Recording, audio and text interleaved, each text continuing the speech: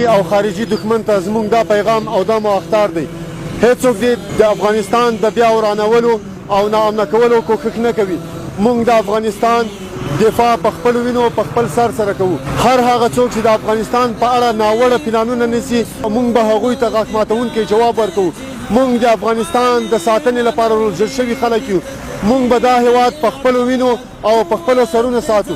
د دې هیواد ساتنه به موږ تر وروستۍ سلګۍ پورې کوو او هیوادوالو ته مو دا پیغام دی هیوادوال دې په آرامه سره خپل ژوند ته ادامه ورکړي.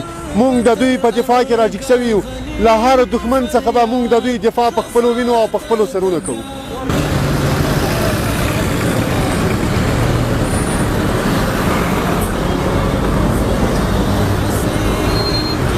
السلام علیکم. خیر هستی؟ از کجا آمدی؟ تکلیف خود نشدی کدام جای؟ برو بخیر. خداحافظ.